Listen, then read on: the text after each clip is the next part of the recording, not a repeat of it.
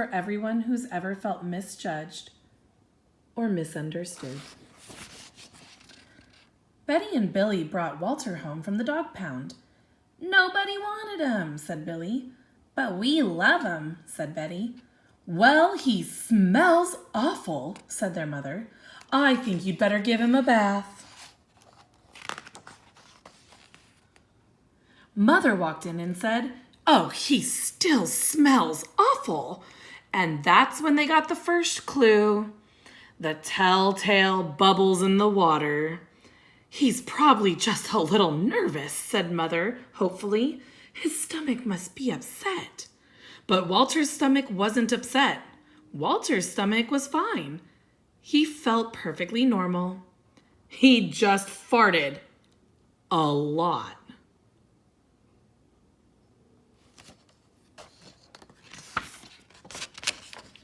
He did it when he bathed. He did it when he played with Betty and Billy. He did it when he walked around the house. He did it in the dining room. He did it in the kitchen. And he did it in his sleep. "That dog farts morning, noon, and night," said Father. "He can't help it, Daddy," said Betty and Billy. They didn't mind Walter's farts. "So what if he farts?" Billy said to Betty when they were alone in their room with Walter. Betty agreed. Walter agreed too. He sat there, looking innocently around, farting. "Take him to the vet," said Father.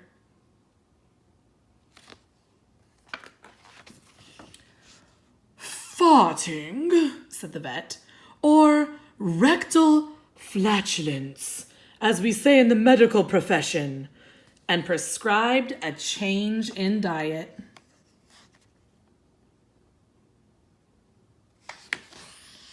They gave Walter every kind of dog food. He farted. They tried him on cat food. They gave him hot dogs, hamburgers, and lettuce and tomato sandwiches. They gave him fried chicken. They gave him rabbit food. They made him a vegetarian. "No matter what that dog eats, he turns it into farts," roared Father. Walter got the blame for everybody else's farts, too. If Uncle Irv let one slip, he just went and stood near Walter.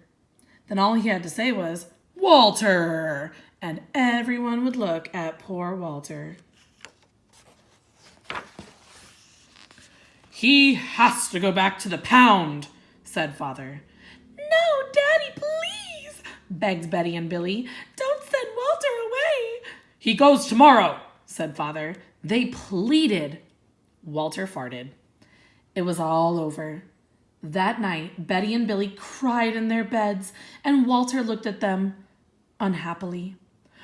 "Oh, Walter," said Betty, "you've got to stop farting." "Because Father's going to send you back to the pound tomorrow," said Billy. Walter knew how serious the situation was. He'd never see Betty and Billy again. He resolved to hold in his farts forever. When Betty and Billy fell asleep, he walked down to the kitchen to see if there was anything around to eat. He managed to open the cupboard door, and his nose found the 25-pound bag of low fart dog biscuits the vet had prescribed for him, which had made him fart more. Even though he knew they made him fart more, he couldn't resist. He ate the entire bag. "Very tasty," said Walter to himself. And then he went and lay down on the sofa. A gigantic gas bubble began to build inside him.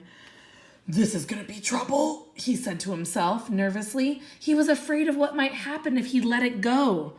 He thought maybe the house would explode. So he kept it in. It wasn't easy. In fact, it was torture. But he had resolved never to fart again. His future depended on it. As he lay there with his tail wrapped tightly between his legs, he heard a noise at the window. He watched it open. A pair of burglars slowly came through. They dropped silently into the kitchen. "Watch out for the dog," said one of the burglars. "He won't bite," said the other. "He's a wimp." Walter might have bitten them, except he was so filled with gas, he couldn't move. They tied a rag around his snout so he couldn't bark. "Okay," whispered the first burglar. "Let's clear the place out." They took everything they could get their hands on. Walter wanted to stop them, but he was having unbearable gas pains. He rolled on his back and waved his paws in the air. He gnashed his teeth. "We've got it all," said the second burglar. "Let's go." That's when Walter let it fly. It was the worst fart of his life. It made a tremendous noise and shot him across the room. A hideous cloud filled the air. The burglars clutched their throats, unable to breathe. With tears in their eyes, they raced for the window. They tried to grab their bag with all the valuables in it, but their arms were too weak. "Let's get out of here."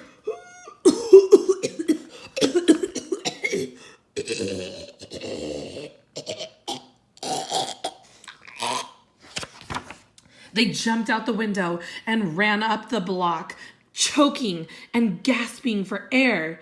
Still blinded by Walter's attack, they stepped into the headlights of an approaching police car. "Hold it right there," said the policeman. When father and mother came home later on, they found the open window, and they saw the bag with their valuables in it, and Walter was sitting beside it. He still had the rag tied around his snout. You'd have to say he looked heroic. "He saved the silverware," cried mother. "He saved the DVD player," cried father. "Good dog, Walter. You're our dog, even if you do fart all the time."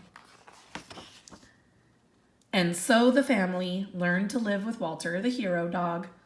And that's the end of our tale. Welcome to Walter's Wonder Park, 100% natural gas powered. Please keep all hands and arms inside the ride.